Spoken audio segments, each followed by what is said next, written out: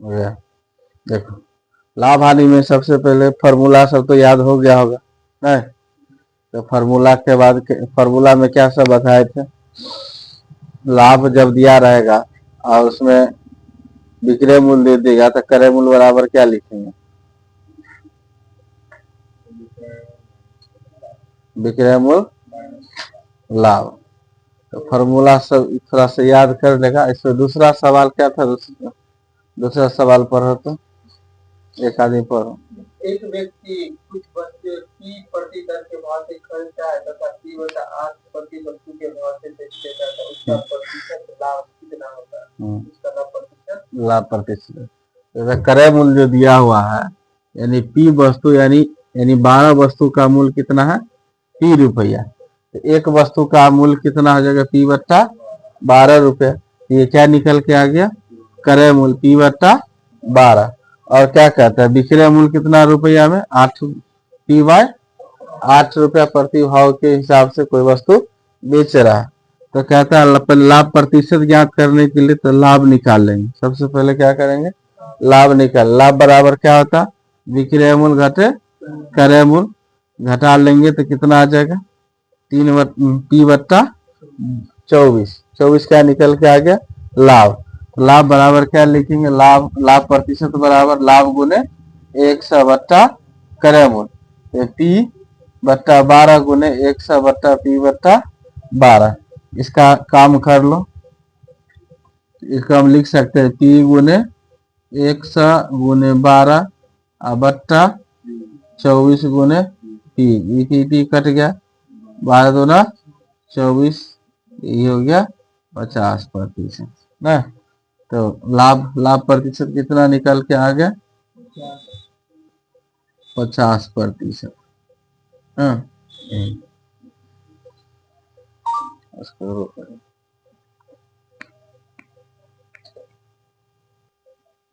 चलो अब तीसरा सवाल एक बार पढ़ो फिर से। एक व्यक्ति कोई पुस्तक को 891 में बेचकर लागत का 1/10 लाभ कमाता है, उस पुस्तक का क्रय मूल्य कितना है? तो सबसे पहले देखो, क्रय मूल्य दिया है। क्रय मूल्य कितना? विक्रय मूल्य कितना दिया है? 891 रुपया। क्रय मूल्य नहीं दिया है। कहता है क्रय मूल्य का 1/10% लाभ हुआ। तो हम इसमें सबसे पहले क्या करेंगे? क्रय मूल्य को मान लेंगे x। क्रय मूल्य x रुपया और लाभ कितना हो जाएगा? x का 1/10 यानी x बट्टा 10। तो विक्रय मूल्य बराबर क्या लिखेंगे? क्रय मूल्य प्लस लाभ। तो क्रय मूल्य दिया था 891, विक्रय मूल्य दिया था 891, क्रय मूल्य हो गया x बट्टा 1 मान लेंगे, x प्लस x बट्टा 10। इसका बट्टा पर का जोड़ कर लेंगे, यानी कितना हो जाएगा? 11 बट्टा 10। इसको क्रॉस मल्टीप्लिकेशन कर लेंगे तो x बराबर कितना हो जाएगा? 891 गुने 10 बट्टा 11 कट के कितना आ जाएगा? 81। यानी x बराबर कितना आ जाएगा? 810 रुपये। यही पूछ रहा था, तो यहाँ पे लिख लो क्रय मूल्य बराबर 810 रुपया ना।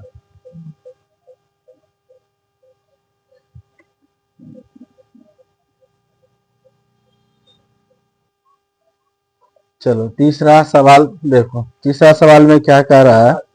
चौथा सवाल में जो 26 केजी चावल का मूल्य कितना है? 2470 रुपया। तो सबसे पहले हम 1 केजी चावल का मूल्य निकाल लेंगे। 1 केजी चावल का मूल्य कितना है? 95 रुपया।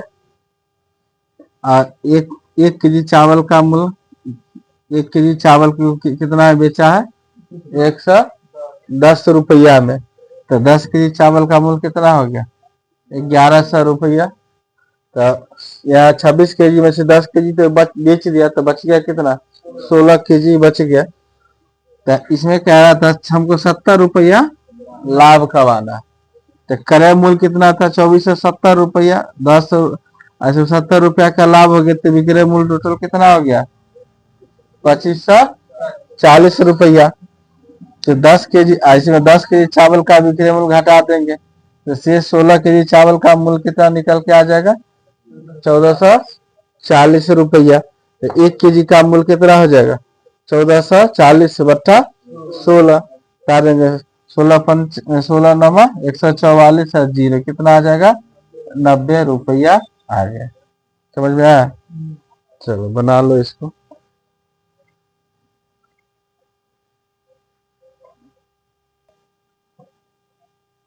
चलो देखो यार, 5वां सवाल में कह रहा है पेंसिल की संख्या नहीं पता है, तो पेंसिल की संख्या को हम x मान लेंगे।